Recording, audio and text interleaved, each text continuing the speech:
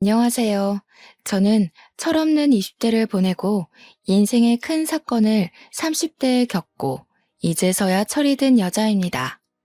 40대의 저는 더욱 현명한 사람이 되어 있을까요? 30대 중반을 넘어서는 지금 몇 개월 전 말도 안 되는 일을 겪고 우라가 터져 화병까지 걸리는 줄 알았습니다. 어딘가에 속 시원하게 이야기를 하고 싶어도 제 얼굴에 침 뱉는 꼴 같아서 꽁꽁 숨겨왔습니다. 제가 이렇게 남자 보는 눈이 개똥 같은 애인지 상상도 못했었는데 이런 일을 겪고 나니까 알게 되더라고요. 그럼 지금부터 제가 어디에도 말하지 못한 저의 파혼 이야기를 시작해 보도록 하겠습니다. 저희 부모님은 말이죠. 정말 투자의 신이라고 할 정도로 대단하신 분들이십니다. 아니, 사실은 투자의 신이라고 하긴 좀 그렇고 땅 보는 눈이 유별나게 좋다고나 할까요? 운이 좋은 건가? 아무튼 젊은 시절부터 부동산에 관심이 많았다고 하셨어요. 신림동 땅값이 정말 저렴했던 시절 그곳에 땅을 여러 군데 봐두셨고 돈이 생기면서 조금씩 땅을 사서 모으셨다고 했습니다. 그 당시에 신림동은 뭐 상권도 정말 아무것도 없었고 다세대 주택들만 즐비하고 도로 상황도 별로였다고 했습니다. 산동네 같은 느낌이 물씬 들 정도로 오밀조밀하게 지어진 집들 때문에 불편함도 많았다고 했어요. 지금은 큰 상가도 들어오고 화려한 도시로 변했지만 그 당시에는 정말 아무것도 없었대요. 그런 땅을 조금씩 모으다 보니 꽤 많은 터를 가지게 되신 것이죠. 그 터를 사설 주차장처럼 돈 받고 월 주차 위주로 운영하시다가 어머니께서 몸이 아프셔서 고생하기 시작할 때쯤 아버지께서 생각을 바꾸셨습니다. 어머니의 병간호를 위해 다니시던 회사를 그만두시고 어머니 옆을 지키시면서 간병을 시작하셨어요. 아버지께서 고생하는 모습을 보면서도 저는 대학에 다니던 시절이라 학교 생활이 바빠 아버지를 제대로 도와드리지 못했네요. 제가 다니던 학교가 관악산을 끼고 있는 국립대여서 정말 한눈 잠깐 팔면 성적이 와르르 무너지기 쉬웠거든요. 워낙 같은 학교 다니는 친구들이 공부를 잘해서요. 아버지께서 간병을 시작하신 이후에 퇴직금을 받으신 것도 있고 그동안 악착같이 모아두신 여유자금도 있긴 했지만 병원비라는 게 돈을 까먹기만 하는 거니까 아버지께서 약간의 위기감을 느끼셨던 것 같아요. 주차장으로 사용하던 터를 모조리 계산해 보니 건물을 올리기에 충분하다고 생각하셨던 것 같습니다. 아버지께서 대출을 받아 신림동 땅에 건물을 지으셨어요.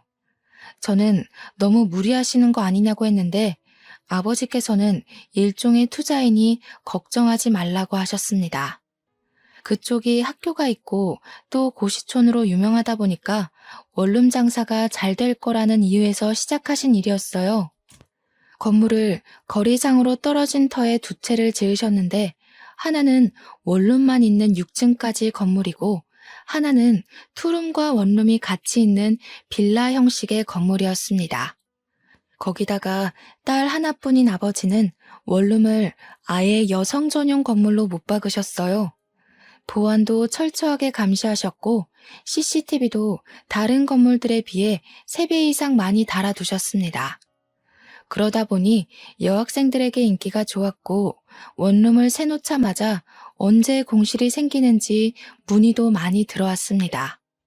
저도 대학을 졸업하자마자 구로에 있는 IT 전문 업체에 취직을 하게 되면서 아버지의 투룸 빌라 형식 건물에 입주를 하게 되었습니다.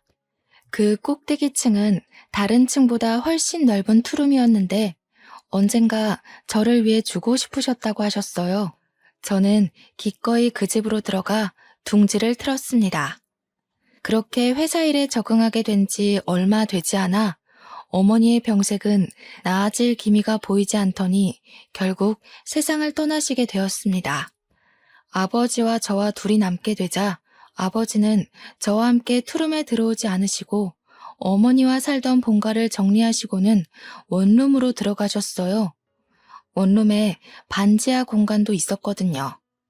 아버지께서는 영 불안하시다며 1층 제일 바깥쪽 집으로 들어가시면서 원룸 관리도 하시겠다고 했어요.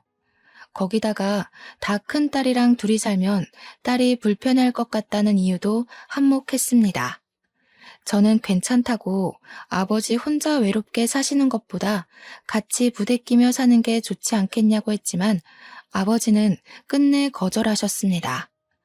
혹시 남자친구라도 생기면 혼자 사는 게 편하지 않겠냐고 허허 웃으시더라고요. 저는 은근 민망했지만 오죽하면 저렇게까지 거절하실까 싶어서 혼자 살겠다고 했죠. 아버지는 건물 1층으로 들어가 원룸을 전체적으로 관리를 하셨어요. 경비도 서시고 세입자들이 불편하지 않게 일일이 수리도 해주시면서 바쁘게 사셨습니다. 원룸촌 특성상 대학생들이 많이 살고 있었거든요. 거기다가 여성 전용으로 운영을 하다 보니 아버지께서 은근히 손보실 때가 많더라고요. 예를 들면 전구도 갈아 끼워주시고 수도관이 막혔다고 하면 기계를 이용해서 뚫어주시기도 하고요. 세입자들에게는 두 번째 아빠가 생긴 기분이 들게 해주고 싶다면서 굳은 일도 마다하지 않고 시간에 상관없이 세입자들을 도와주셨습니다. 가끔가다 지하철역에서 원룸까지 오는 길이 골목길이라 위험하다며 밤에는 손수 지하철역으로 마중도 나가주셨어요. 그러니 세입자들과도 관계가 좋게 유지가 되었고 대학을 졸업할 때까지 저희 원룸에서 나가지 않는 사람들도 있었습니다. 다른 원룸보다 건물도 신식이고 보안도 잘 되다 보니 월세가 비싸긴 했지만 그래도 공실 하나 없을 정도로 유명한 원룸이었어요.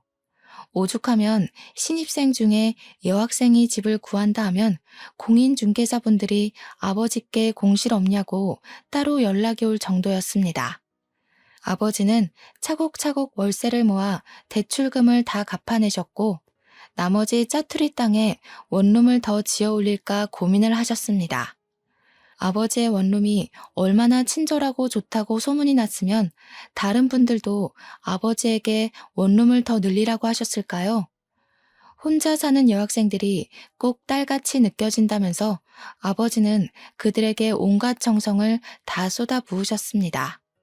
크리스마스 시즌이 되면 각 집마다 케이크를 돌리고 방학 중에는 월세를 조금 깎아주시기도 했어요. 다들 본가에 내려가 집이 비어 있으니까 월세를 다 받기가 좀 그렇다는 이유에서요.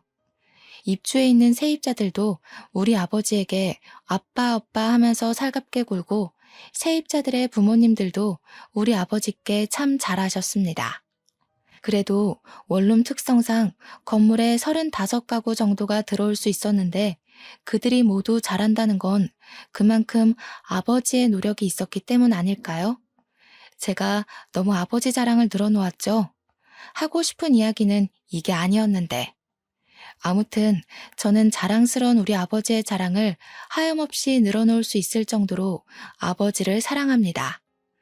다른 집은 아버지와 딸 사이가 서먹하다고 했지만 병을 오래 앓으셨던 어머니 덕에 아버지와 저는 끈끈함이 남달랐어요. 그렇게 세월이 흘러 제 나이 32살쯤 사건의 전조가 일어나기 시작했습니다. 저는 그때 회사에서 대리를 달고 열심히 업무를 보고 있었을 시기였어요. IT 기업의 특성상 하루 종일 컴퓨터만 들여다보고 잘못된 소스를 찾아내야 하는 직업이었기에 피로도가 정말 남달랐습니다. 돈은 그만큼 많이 만질 수 있지만 건강을 꽤 해치는 직업이라고도 할 수 있었죠. 무료한 일상에 빠져들어 하루 종일 컴퓨터만 들여다보고 책으로 공부를 하고 쉴 틈 없이 지내고 있었어요. 그런데 저의 대학 동창이 뜬금없이 연락이 와서는 소개팅 한 번만 할 생각이 없냐고 묻더라고요. 저는 당연히 거절했습니다. 일이 바빠서 야근이 매일같이 밀려 있는데 남자를 만날 시간이 어디에 있겠습니까? 거기다가 하루빨리 과장을 달고 싶은 마음에 누구보다 열심히 일을 하고 있었는데 연애할 생각도 전혀 없었고요. 그래서 대학 동창에게 정중하게 거절을 했는데 이 인간이 저를 붙잡고 계속 늘어지는 겁니다.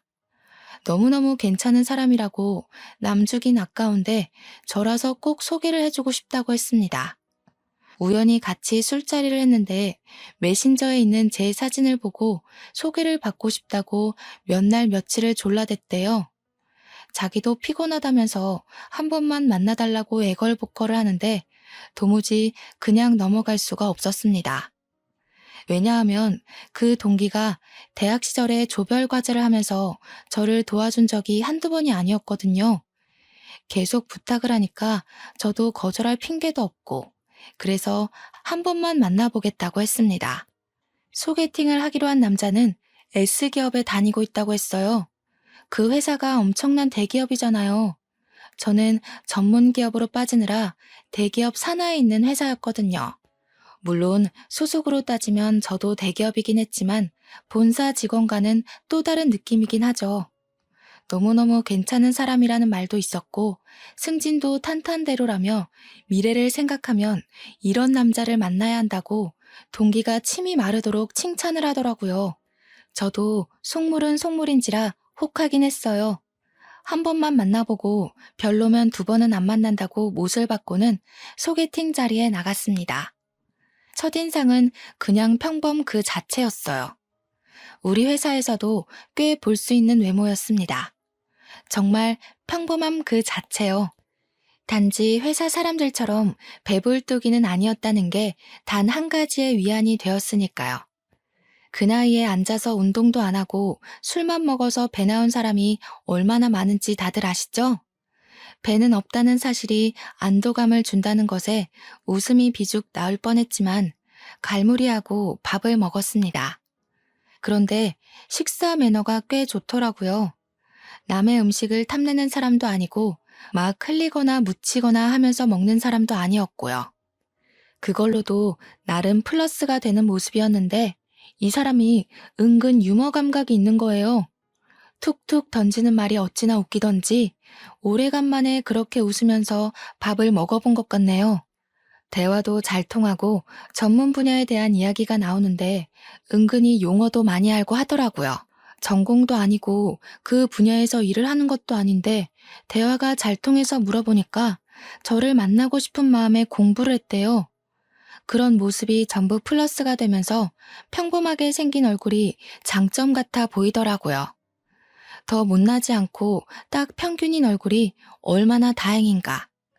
못생겼으면 밥 먹기도 싫었을 텐데 하면서 저 스스로를 다독이고 있더라니까요.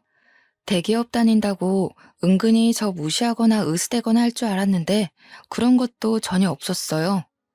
오히려 저에게 그 어려운 컴퓨터 언어를 다룬다면서 저를 축혀 세우더라고요. 우리 회사 사람들은 여자가 일만 하고 사근사근한 맛이 없다면서 저를 깎아내리기 바빴는데 말이죠. 제 전문 분야도 아닌 사람이 저를 위해 이 정도로 공부도 해오고 저를 올려치게 해주는 모습을 보여주는데 누가 호감 가지 않을 수 있겠어요?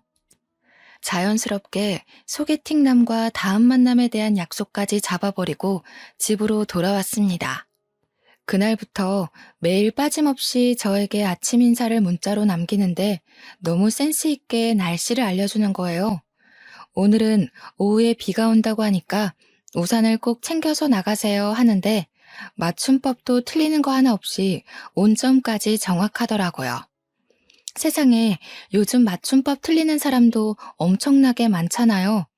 제가 얼마 전에 회사 사람이 뜬금없이 메신저로 모르는 개 산책이라고 보내서 모르는 개를 왜 산책시킨다는 거야? 하고 있었는데 그게 모르는 개 산책이라는 말이었어요. 제가 그날 얼마나 충격을 받았는지 정말 말로 하기 힘드네요. 애프터를 그 이후로 3번 정도 더 받아서 데이트를 했어요. 시간이 지날수록 단점은 눈에 보이지 않고 장점만 보이더라고요. 딱 자기 연봉에 맞는 차를 끌고 다니고 명품에 빠져있는 사치스러운 남자도 아니었어요. 물론 저도 대충 대기업에 다니니까 서로의 연봉이 대충 가늠이 가잖아요. 그 남자도 저의 행색을 보고 느낀 것들이 있었겠죠. 아, 우리 아버지가 건물을 두 채 가지고 있다는 이야기는 하지 않았어요. 아무래도 요즘 조물주 위에 건물주라는 말도 있고 아버지의 재산인데 마치 제 것처럼 느낄까봐 일부러 말하지 않았습니다. 어머니께서 돌아가시고 받은 보험금에 원룸 월세 받은 걸로 대출금은 다 갚아서 온전한 아버지의 건물이긴 하지만 저희 아버지께서도 허튼데 돈 쓰시는 분은 아니시거든요. 항상 검소하게 돈을 모으면서 투자에만 화끈하셨던 분인지라 굳이 긁어부스름 만들 필요는 없다고 생각했어요. 보통 건물주라고 하면 외제차 끌고 명품 휘감고 다니는 사람으로 오해를 많이 하시니까요. 우리 아버지는 10년째 같은 구두를 신고 다니시고 밑창이 다 드러나도 수선을 맡기면서 오래오래 한 물건을 고집하시는 분이셨어요. 딴 마음 먹고 들이대는 건 제 쪽에서 거절이라 저는 꽁꽁 숨겼습니다. 그럼에도 불구하고 이 사람은 제 모습 그대로를 사랑해 주었어요. 저는 그걸 느꼈고 갑자기 타오른 사랑을 주체하지 못하고 저희는 뜨거운 연인이 되었습니다. 그때부터는 정말 다른 연인들처럼 주말에는 데이트하느라 바빴습니다. 나이 30 넘어서 국내 놀이동산에 가서 교복 입고 데이트를 했을 때 어찌나 서로의 모습을 보고 웃었는지요. 한 12년 만에 입어보는 교복이 그렇게도 어색하고 이상하더라고요. 예전에는 매일같이 입었던 교복인데 세월이 흐른 게 정통으로 느껴졌다고나 할까요? 그렇게 데이트를 하면서 서로 가족에 대한 이야기도 하고 저희 어머니께서 돌아가신 이야기도 털어놓았습니다. 남자친구는 저에게 여동생이 하나 있는데 아직 고등학교 3학년이라며 14살이나 차이 나는 동생이라고 이야기를 했어요. 중학교 1학년 때 갓난아기가 집에 딱 동생이라고 들어오는데 너무너무 이상했대요. 어머니의 배부른 모습을 다 봤는데도 믿기지가 않아서 처음에는 받아들이는 게 힘들었다고 이야기를 하더라고요. 그때 예뻐해주지 못했던 게 미안해서 지금은 둘도 없이 챙기는 사이라고 했습니다. 사진을 보니까 뽀샤시한 게 너무 귀엽고 예쁘게 생겼더라고요. 제가 남자친구한테 장난으로 외모는 동생이 다 빼앗아간 것 같다고 너무 예쁘다고 이야기를 했어요. 남자친구도 알고 있다면서 공부도 엄청 잘한다고 특강 들으러 강남에 있는 학원에 다니는데 누가 체갈까봐 무섭다고 했어요. 그러면서 저한테 관악산을 끼고 있는 국립대 출신 아니냐고 묻길래 그렇다고 하니 동생의 목표가 거기라고 했습니다. 저에게 후배가 될 수도 있다면서 나중에 공부하는 방법 좀 잘 알려달라고 조만간 한번 보자고 했어요. 공부에 손을 놓은 지가 벌써 10년 이상이 흘렀는데 뭘 가르쳐 줄 수 있겠어요. 하지만 여동생이랑 친해지고 싶은 마음이 들어서 알겠다고 했습니다. 남자친구는 여동생에게 딱 하나 단점이 있다고 했어요. 너무나도 막둥이로 사랑만 받고 자라서 성격이 좀 모났다고 했습니다. 대학교에 가면 별별 인간들 다 모여 있을 텐데 거기서도 삐딱하게 굴면 학교 생활이 힘들 것 같다고 고민이라고 했어요. 너무 오냐오냐 키운 탓에 더 아나무인의 자기밖에 모르는 애가 된 것 같다고요. 저한테 어떻게 하는지 좋을지 모르겠다고 고민을 토로하길래 저도 외동이라 잘 모르겠다고 했죠. 근데 저도 나름 오냐오냐 자란 아인데 저는 그런 성격은 아니거든요. 속으로 네 동생이 원래 그런 성향의 아이는 아닐까? 라고 생각했지만 굳이 입 밖으로 꺼내진 않았습니다.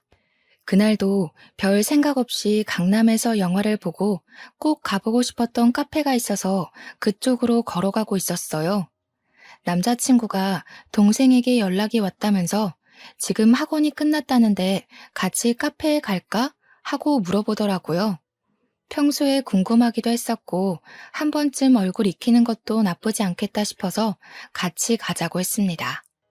역 앞에서 기다리니 저 멀리서 누가 오빠 하면서 달려오더라고요.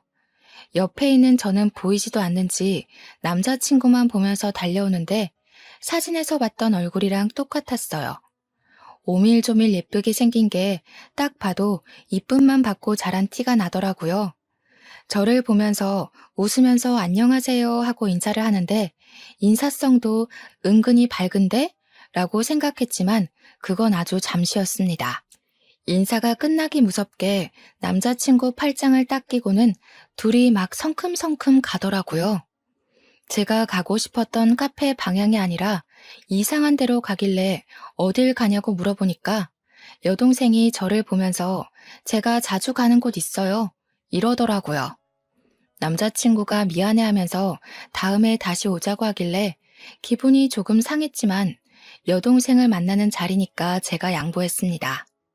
그렇게 카페에 가서 주문을 하려는데 남자친구가 가서 주문하고 오겠다며 앉아있으라고 했어요. 여동생이랑 마주보고 앉아서 약간 어색한 공기를 느끼고 있는데 저를 쓱 한번 보더니 언니는 계산 같은 거 전혀 안 하나 봐요? 이러는 거예요. 그래서 제가 그냥 웃으면서 그게 무슨 말이냐고 물어봤더니 아니, 보통 커피는 여자가 사는 거 아닌가? 이러는 거 아니겠습니까? 대꾸할 가치가 없다고 느껴져서 그냥 피식 웃고 말았습니다. 무슨 벌써부터 조그마한 게 시누이 노릇을 하려고 하는 건지 조금 우습더라고요. 게다가 제가 IT 계열 남자만 득식을 한 곳에서 어떻게 꾸역꾸역 살아남았는지 모르니까 저를 만만하게 본 거 아니겠어요? 제가 남초 회사에서 큰 목소리를 내기까지 얼마나 많은 인내심이 필요했는지 쌈딱같이 굴어야 했는지를 모르니까요. 남자친구가 커피를 가지고 돌아오고 나서는 여동생이 한참을 저를 빤히 쳐다보다가 입을 열더라고요. 다음에 만날 때는 선물 같은 거 준비해 오시는 거 알죠? 뭐 가지고 싶은 게 있어요? 수능 끝나면 안 그래도 선물 하나 해줄까 생각하고 있었어요. 어머, 언니 센스 있으시다. 그러면 저는 태블릿 PC나 노트북 가지고 싶어요. 이야기 들어보니까 대학 다닐 때 필수라고 하더라고요. 저는 깜짝 놀랐습니다. 뭐 끽해봐야 립스틱이나 파우더 같은 걸 생각했는데 거의 150만 원에 가까운 전자제품을 사달라고 하니까요. 게다가 그걸 왜 저한테 사달라고 하는지 그런 고가의 제품은 가족들에게 사달라고 하는 게 맞지 않나요? 저도 뭐 언젠간 가족이 될 수도 있지만 지금은 남남이거나 마찬가지인데요. 결혼식장 들어갈 때까지 사람 일은 모르는 거라고 하잖아요. 어이가 없어서 그냥 빤히 바라보고 있는데 남자친구가 이리저리 눈치를 보더라고요. 언니, 제가 우리 집 정말 막둥이라서 정말 예쁨 받으면서 자랐거든요. 제가 언니 싫다고 하면 우리 오빠랑 결혼 못할걸요? 그 이야기를 하자마자 남자친구가 여동생에게 조금 큰 소리를 냈어요. 왜 그런 말도 안 되는 소리를 하냐고 선 넘는 거라고 하면서요. 노트북은 자기가 사줄 테니까 저한테 그런 거 요구하지 말라고 딱 잘라서 이야기하니까 입을 삐죽 내밀더라고요. 신우될 사람한테 그런 거 하나 못 해줘? 이러면서 끝까지 물고 늘어지는데 제가 그냥 남자친구 손을 꼭 잡으면서 말렸습니다. 나중에 저한테 커피 주문하고 받아오는 사이에 다른 이야기 한 건 없냐고 이야기하길래 그냥 없다고 했어요. 맘 같아서는 네 오빠랑 결혼할지 안 할지도 모르잖아? 라고 하고 싶었지만 남자친구가 상처받을까봐 말을 못 하겠더라고요. 별말 안 했다고 걱정할 만한 일은 없었다고 잘 마무리한 뒤에 집으로 돌아왔습니다. 맥주 한 캔을 마시면서 다시 곱씹어 생각해봐도 조그마한 게 아주 기어오르는 꼴이 짜증이 났어요. 다음에 만나게 되면 제대로 한 방 먹여줘야겠다 하는 생각만 했습니다. 그렇게 남자친구랑은 불같은 사랑을 이어가고 있을 무렵 날이 점점 추워지더니 뉴스에서 수능날 최강 한파가 몰아닥칠 예정이라고 하더라고요. 그제야 달력을 보니 11월 중순이었어요. 12년을 수능만 보고 달려왔었는데 회사에 취직하고 삶이 바빠 그 시절 기억은 몽땅 사라진 건지 수능날이 언제인지도 모르고 살고 있었더라고요. 남자친구의 여동생이 수능을 보겠구나 싶어서 남자친구를 통해 초콜릿이랑 엿이랑 마카롱 같은 간식을 들려보냈습니다.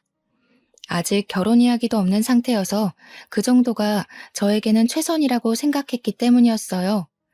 잘 전해줬냐고 물어보니까 남자친구가 저에게 여동생이 너무 고맙다고 했다면서 저에게 직접 감사 인사를 하고 싶다고 했대요. 휴대폰 번호를 알려줘도 괜찮겠냐고 물어보길래 그냥 알겠다고 했습니다. 제가 거기서 싫은데? 라고 해봐야 저만 이상한 사람이 될 것 같았거든요. 한 30분 있다가 모르는 번호로 문자가 하나 딱 들어왔는데 내용이 아주 가관이었어요. 선물은 감사한데요. 저 이런 거 잘 안 먹어서요. 크리스마스 겸 대학 입학 선물로는 태블릿 PC로 부탁드릴게요. 그 문자를 받자마자 기가 찼습니다. 저한테 무슨 입학 선물 맡겨놓은 사람처럼 구니까요. 거기다가 아무리 성적이 좋다고 해도 원하는 대학에 입학을 못하게 될 수도 있고 재수를 하게 될 수도 있잖아요. 너무 당당한 꼴에 배알이 꼴려서 남자친구한테 그대로 이야기를 했죠. 나 딱 한 번 봐놓고는 태블릿 PC 맡겨놓은 사람처럼 계속 사달라고 이야기하는데 내가 사줘야 하는 게 맞냐고요. 물론 제 월급으로 그거 하나 못해줄 형편은 아니죠. 그래도 사람이 괘씸하잖아요. 제가 진심으로 축하해서 사주는 거랑 맡겨둔 거 찾아가는 마냥 도둑놈처럼 내놓으라는 심보가 다르니까요. 그랬더니 남자친구가 상상도 못했던 일이었는지 무척 당황해하면서 자기가 알아서 하겠다고 했어요. 그러면서 저에게 여동생에게 바로 문자가 와서는 심통을 부리는 거예요. 우리 오빠한테 뭐라고 일렀길래 오빠가 화를 내고 그래요? 언니, 우리 오빠랑 결혼 생각 없나 봐요? 두고 봐요. 결혼 생각은 누구 덕에 자꾸 사라지네요. 저는 그 문자를 보내놓고 여동생의 번호를 차단해버렸습니다. 제가 뭐라고 저한테 그런 소리를 해대는지 너무 어이가 없었으니까요. 남자친구는 저에게 계속해서 사과를 했고 일단 저는 받아주었어요. 여동생 때문에 이 사람과 헤어지자니 제 마음이 너무 깊었던 거죠. 그렇게 한파가 지나가고 대학 입시 합격 발표가 났는데 여동생이 정말 제 학교 후배가 되었더라고요. 집에서 학교까지 거리가 좀 있다면서 자취를 하려고 하는데 제가 신림동에 살고 있으니까 어디가 좋겠냐고 물어보더라고요. 제가 살고 있는 건물은 평수가 조금 커서 월세 내기가 벅찼는지 원룸으로 추천해달라고 했어요. 때마침 졸업 시즌이기도 하고 그래서 이 동네에 원룸이 와르르 빠질 때라 방 많을 거라고 천천히 알아보라고 했습니다. 저보고 같이 돌아다녔으면 좋겠다는 식으로 이야기하는데 여동생 보기가 싫어서 바쁘다고 거절했어요. 그래도 대충은 좋은 건물이 있는 곳을 알려줘야겠다 싶어서 몇 개의 동네를 추천해 주었습니다. 보안 업체를 끼고 CCTV가 많이 달려있는 원룸이 좋을 것 같다고 말도 해주고요. 당연히 저희 아버지 원룸은 말도 안 해줬어요. 월세 깎아달라고 할 게 뻔해 보이니까요. 귀찮은 건 싫었거든요. 며칠 뒤에 남자친구가 제 덕에 좋은 원룸을 계약했다면서 겸사겸사 밥이나 먹자고 동네에 와 있다고 하더라고요. 집 앞 근처라는데 거절하기도 좀 그래서 소화제 하나 챙겨 들고는 만나러 나갔습니다. 당연히 여동생도 함께 있었어요. 대학 입학한 게 신이 났는지 저한테 웬일로 살갑게 굴면서 언니 언니 하더라고요. 그러더니 슬쩍 저한테 언니 이거 어때요? 하고 사진을 보여주는데 태블릿 PC더라고요. 태블릿 PC 논쟁은 이미 끝난 줄 알았는데 다시 시작인가 싶어서 머리가 지끈거렸습니다. 그래서 저도 그냥 무미건조하게 이 모델 내가 쓰고 있는데 괜찮다고 성능 좋다고 대꾸하니까 남자친구가 옆에서 또 여동생한테 뭐라 하더라고요. 지네 오빠한테 사달라고는 안 하면서 왜 나한테 이걸 꼭 받아내겠다고 저 모양 저 꼴로 구는지 짜증났어요. 밥을 먹는 내내 어떻게든 제 흠을 잡고 싶은지 이거저거 물어보더라고요. 언니는 혼자 살게 된 지 얼마나 됐냐? 혼자 살면서 남자 많았겠다. 언니 살림은 잘하냐? 혼자 산지 오래됐는데도 못하면 사람 아닌 거지 뭐. 언니 태블릿 PC로 뭐 하냐? 그냥 유튜브 보고 할 거면 자기 주면 안 되냐? 그런 이야기들이요. 대꾸하기도 귀찮아서 묵묵히 밥만 먹고 있으니까 남자친구만 계속 좌불안석이고 그날 아주 기분 나쁜 만남 이후에 여동생과는 또 한동안 마주칠 일이 없었어요. 그렇게 봄의 끝자락이 찾아왔고 남자친구는 대학 생활에 빠져있는 여동생의 자취방을 꾸며주느라 한동안 바빴습니다. 그런 와중에 저희가 만난 지 1년이 넘었으니까 남자친구네 부모님께서 저를 보고 싶어 한다면서 은근히 운을 뗐어요. 서로 경제 능력도 되고 집 구하는 것도 문제가 되지 않으니 결혼 이야기를 할 때가 됐다고 생각한 거겠죠. 그래서 저도 알겠다고 하고 오랜만에 아버지를 만나러 갔습니다. 남자 쪽에서 그런 이야기가 나왔으니 아버지에게도 알려드리는 게 당연하다고 생각했으니까요.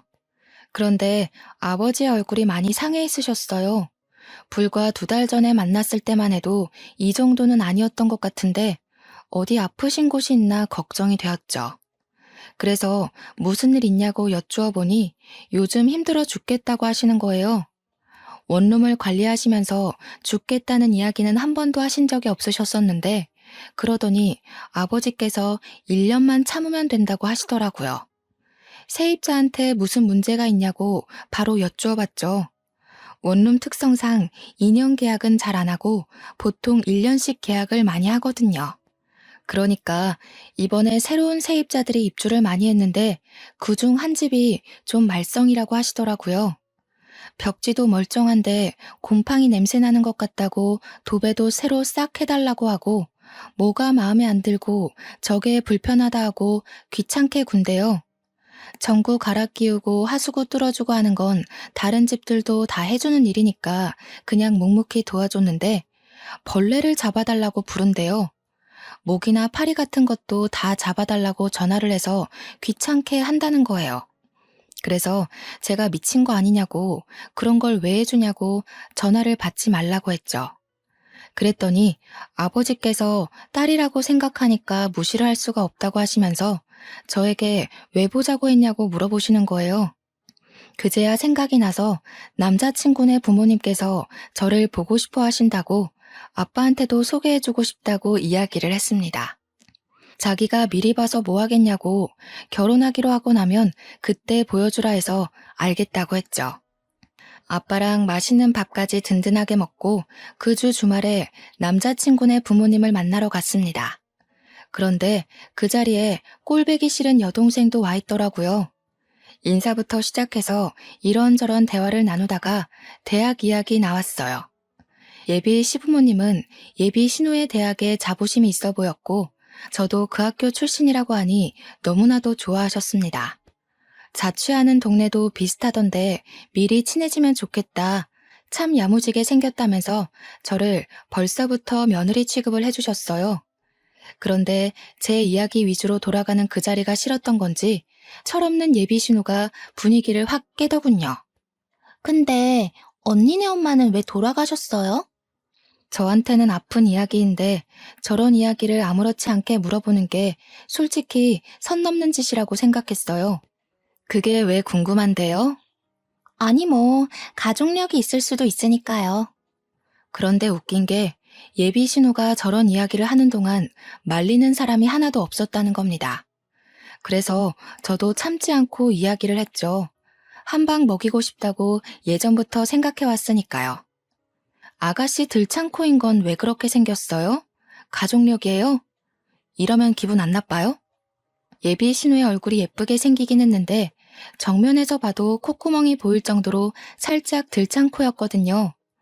수능 끝나자마자 계속 코 수술하고 싶다고 노래를 불렀다는 걸 예비 신랑에게 들어서 알고 있었어요. 예비 시부의 반대로 코 수술을 못하고 있다고 들었는데 제가 딱 건드리니까 그 자리에서 갑자기 울고불고 난리가 난 거죠. 예비 신랑이 일어나자고 하길래 저는 아무렇지 않게 인사를 드리고 일어났습니다. 그랬더니 예비 신랑이 저한테 신우가 철없이 굴긴 했는데 거기서 저까지 꼭 그래야 했냐고 질책을 하더라고요. 지금 누구 편을 드는 거야? 나는 딱 한마디 했거든? 우리 엄마 걸고 넘어지는 거 절대 못 참는다고. 차라리 결혼하지 말자고 했어요. 그랬더니 예비 신랑이 놀래가지고 그런 거 아니라고 자기가 따끔하게 혼내겠다고 헐레벌떡 이야기를 하는데 믿을 수가 없죠. 제가 결혼 다시 생각해보겠다고 하고 화가 나서 집에 돌아왔습니다. 근데 예상치 못하게 예비 시모가 연락이 온 거예요. 저랑 만나서 이야기 좀 하고 싶다고. 예비 신우를 너무 버릇없이 키워서 미안하다고 사과를 하셨어요. 예비 신랑의 이야기를 들어보니까 똑 부러지고 야무진 친구던데 꼭 며느리 삼고 싶다고 생각했다면서 결혼에 대해 다시 생각하겠다는 거 빈말이길 바란다고요. 그래서 저는 솔직하게 이야기를 했습니다. 우리 어머니에 대한 이야기를 그런 식으로 소비하는 거 싫다고요. 신우가 직접 와서 저에게 사과를 했으면 좋겠다고 하니까 꼭 그렇게 해주겠대요. 그러더니 진짜 저한테 울며 겨자 먹기로 사과하러 온 거 있죠? 하기 싫은 티 팍팍 내긴 했지만 예비 신랑하고 예비 시모가 저한테 미안해하면서 그러니까 신우도 별 수 없죠. 저한테 잘못했다고 하길래 우리 어머니 이야기 2번 다신 입에도 올리지 말라고 하니 알겠다고 했어요. 그런데 이게 기폭제가 된 건지 시댁 쪽에서 더 질질 끌고 있냐고 이제 33살이니까 결혼할 나이가 됐다면서 빨리 상견례를 하자고 했어요. 뭐 신우만 아니면 나쁠 일 없겠다 싶어서 저도 좋다고 했습니다. 날짜를 맞추고 제가 예비 신랑에게 신신당부를 했어요. 절대로 신우의 입 벌리게 하지 말라고요. 우리 아버지가 상당히 자상한 아버지지만 제가 상처받는 꼴은 절대 못 보는 사람이라고 했습니다. 제가 결혼하지 말자고 한 것도 있고 강경하게 나오면 끝을 보는 성격인 걸 아는지라 예비 신랑도 알겠다고 했어요. 상견례 날짜가 다가오고 예비 신우가 사고만 치지 않으면 아무 일도 없을 거라 생각하고 아버지와 함께 자리에 나갔습니다. 이미 예비 시부모님과 예비 신우까지 전부 다 자리에 도착해 있더라고요. 그래서 안녕하세요 하고 공손하게 인사를 드리고 저희 아버지를 소개해 드렸습니다. 아버지도 처음 뵙겠습니다 하고 인사를 하는데 예비 신우의 얼굴을 보고 딱딱하게 얼굴이 굳어지시는 거예요. 저는 순간 아버지의 얼굴을 보고 무슨 일이 있는 건가 싶어서 깜짝 놀랐죠. 그런데 정말 하늘이 저를 살린 건지 아니면 나락으로 보낸 건지 신우가 픽 웃으면서 이야기를 하는 겁니다. 뭐야, 언니네 아버지가 경비 아저씨였어? 우리 아버지께서 원룸을 관리하고 계시니까 뭐 경비도 하고 수리도 하고 건물주이기도 하니까 틀린 말은 아니잖아요. 그래서 맞는다고 고개를 끄덕이면서 왜 그러시냐, 어떻게 아는 사이냐 하고 물어보았습니다. 근데 순간 시부의 얼굴이 약간 떨떠름하게 변하는 게 아니겠어요? 아무리 경비 인식이 좀 그렇다고 해도 그렇지 대놓고 표정이 바뀌니까 제 속이 확 상하더라고요. 그리고 요즘 경비들도 보안업체에서 전문적으로 채용해서 쓰기 때문에 예전만큼 대우를 험하게 받지도 않고요. 직업에 귀천이 없다지만 순간 너무 짜증이 났습니다. 불난 집에 부채질한다고 신우가 입을 여는데 상상을 초월하는 이야기를 뱉더라고요. 내가 지내는 원룸 경비 아저씨거든. 근데 아저씨, 왜 요즘 저 벌레 안 잡아주세요? 내가 아저씨 때문에 맨날 불안에 떨면서 자야겠어요? 벌레 잡아주는 게 뭐가 어렵다고. 이러는데 순간 이게 무슨 개소린가 싶었습니다. 그 순간 딱 머릿속에 스쳐 지나가는 일이 있는 거예요. 아버지께서 세입자 하나 때문에 너무 힘들다고 1년만 지나면 내보낼 거라고 했던 그 진상 세입자요. 그래서 내가 예비 신우한테 말을 했죠. 아가씨가 우리 아빠 원룸에 산다고요? 아빠 원룸은 무슨 경비 주제에. 언니가 왜 아등바등 돈 아끼면서 사는 줄 알겠다. 그래도 언니네 회사 엄청 대기업 아니에요? 월급도 좀 될 텐데 왜 그러고 살지? 아, 혹시 언니 결혼하고 나서도 친정에 생활비 주고 그래야 돼요? 저한테 입꼬리 살짝 올려가면서 말하는데 주먹이 부들부들 쥐어지더라고요. 예비 신랑도 정확하게 우리 아버지의 직업이 뭔지 몰랐고 당연히 예비 시부모도 모르는 상태였죠. 예비 신우의 말만 듣고 경비라고 생각했는지 상당히 불편해하는 얼굴이었습니다. 우리 아버지도 화가 잔뜩 나신 것 같았지만 제가 결혼하겠다고 데려온 상대니까 이러지도 못하고 저러지도 못하고 화를 참으시면서 저를 쳐다보셨어요. 그런데 저는 그런 생각이 드는 거예요. 내가 왜 참아야 하지? 그럴 필요가 있나? 결혼 안 하면 되지. 야, 너 지금 뭐라고 그랬냐? 좋은 대학 다닌다고 우스대기 전에 개똥 같은 인성이나 좀 고쳐봐. 그러니까 예비 시부모도 놀래고 예비 신랑도 놀래서 저를 막 말리는 게 아니겠어요? 저는 예비 신랑의 팔을 확 뿌리치고는 말리지 말라고 엄포를 놓았습니다. 왜 나를 말려? 내 성질 막 돋우는데 나도 할 말은 하고 살아야지. 너 지금 우리 아빠한테 뭐가 어쩌고 어째? 예의는 밥 말아먹었나. 아빠, 나 이 결혼 안 할 거야. 저 계집애 때문에 못하겠어. 그러니까 아버지가 듣던 중 반가운 소리라는 듯 벌떡 일어나셔서 제 손을 잡고 나가자고 하시더라고요. 그런데 이대로 가면 너무 싱겁고 재미없잖아요. 그래서 한마디 더 했죠. 그냥은 내가 또 못 가지. 너 짐 빼. 내가 보증금 바로 돌려줄 테니까 짐 빼. 언니가 뭔데 나보고 짐을 빼라 말아야. 언니가 무슨 건물주라도 돼? 사태 파악이 안 되는지 저를 보고 강짜를 놓더라고요. 예비 신랑도 예비 시부모도 모두 이게 다 무슨 일인가 싶어서 눈치만 보고 있고요. 그때 저희 아버지께서 딱 나서서 이야기를 해주셨어요. 그래요, 아가씨. 내가 거기 건물주네. 내가 그 건물 관리도 하고 주인이기도 하고 세입자들 안전을 위해 경비도 서고는 한다네. 그러자 그쪽 가족들의 얼굴이 확 굳어지더라고요. 경비인 줄 알고 우습게 여겼는데 건물주라고 하니까요. 내가 호의를 베풀면 같이 베푸는 사람이 있고 만족하지 못하고 욕심을 부리는 사람들도 있더라고. 아가씨는 후자였지. 욕심을 부려도 유분수지 어느 건물주가 세입자 벌레를 잡아주나? 아가씨가 난리를 쳐서 내가 방역도 철저하게 하고 벌레 잡는 업체와도 계약을 했네. 그런데 아가씨네 방에서만 유독 난리도 아니더구먼. 쓰레기를 버리지 않고 쌓아두고 악취나는 옷도 켜켜이 쌓아두고 하수구 막히는 것도 아가씨 머리카락이 막아둔 거지 수도가 문제가 아니더라고. 예비 신호의 생활이 문제라고 이야기하니 시댁 식구들의 얼굴이 모두 새빨갛게 변했습니다. 하지만 아버지의 말은 여기서 끝나지 않았죠. 예비 시부모의 얼굴을 딱 노려보시면서 정확하게 이야기를 하셨어요. 도대체 딸 자식의 교육을 어떻게 시킨 건지 더러워서 우리 건물에 데리고 있을 수가 없겠습니다. 보증금은 내일 당장 보내줄 테니 일주일 이내로 짐을 빼세요. 아니, 우리의 학기 중간인데 그러시면 어떡합니까? 계약 기간이라는 게 있는데 계약 기간이고 나발이고 층간소음으로 아랫집에서 항의 들어오는 것도 난리입니다. 밤마다 뭘 하는지 윗집 옆집 아랫집 할 거 없이 남자랑 있는 소리 들린다고 다들 난리인 거 아시오? 내가 사돈 처녀 될 사람인 줄 알고 말을 아끼려고 했는데 사돈도 아니니 숨길 것도 없지. 우리 원룸은 여성 전용 원룸인데 남자를 끌어들였으니 계약 위반 맞습니다. 20살짜리가 남자랑 놀아났다고 하니 다들 얼굴이 사색이 되고 진짜 빨갰다가 파랬다가 파란만장하더군요. 우리 아버지한테 예비 시부가 건물주 갑질 아니냐고 하는데 아버지께서는 태연하게 계약 위반이라고 하셨어요. 원하시면 건물 입구 CCTV랑 출입 기록 다 떼어드리겠다고 남자랑 들어간 영상이면 되겠냐고 말씀하셨죠.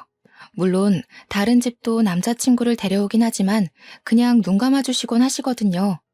하지만 이 못된 계집애는 절대로 봐줄 수 없다 이런 생각을 하신 듯 했어요. 그러면서 원룸 인덕션 망가진 거, 세탁기 고장난 거, 화장실 거울 깬 거 다 합치면 보증금보다 많이 나올 것 같은데 어디로 보내주실 거냐고 쐐기를 박았습니다. 예비 시모가 도대체 뭐라고 살길래 저 모양이냐고 신호등을 짝짝 소리나게 때리는데 예비 신랑은 저랑 눈도 못 마주치더라고요. 저도 거기서 우리 더 이상 얼굴 보는 일 없었으면 좋겠다고 너랑은 끝이야 하면서 아버지의 손을 잡고 나왔습니다. 시원한 가을 공기 맞으면서 딱 나오는데 갑자기 웃음이 확 터지더라고요. 아버지께 죄송해서 앞으로는 보는 눈 좀 키우겠다고 하고 아버지는 지금이라도 쪽나서 다행이라 하시고 둘이 오래간만에 떡볶이 사 먹고 맥주 한잔 했었습니다. 당연한 수순으로 아버지 원룸에서 그 못된 계집애는 쫓겨났고요. 아버지께서 인근 원룸 주인들이랑 부동산의 진상이라고 소문낸 덕분에 근처 좋은 방들은 얻지 못했다고 들었습니다. 저희 아버지가 건물주인 걸 알게 되고 제가 더 아까운 건지 뭔지 그쪽 집에서 여러 번 연락이 왔는데 다 차단해버렸어요. 저는 그 이후에 과장으로 승진을 했고 지금은 좋은 사람 만나서 알콩달콩 연애 중이랍니다. 한 번의 실패가 있어서 두렵긴 했지만 이번 사람은 정말 좋은 사람이라 믿고 의지하고 있습니다. 곧 프로포즈를 받을 것 같은데 살짝 겁이 나긴 하네요. 그래도 알을 깨고 나온 병아리처럼 결혼을 향해 한 발 내디뎌 보겠습니다. 저의 미래를 모두 응원해 주세요. 감사합니다.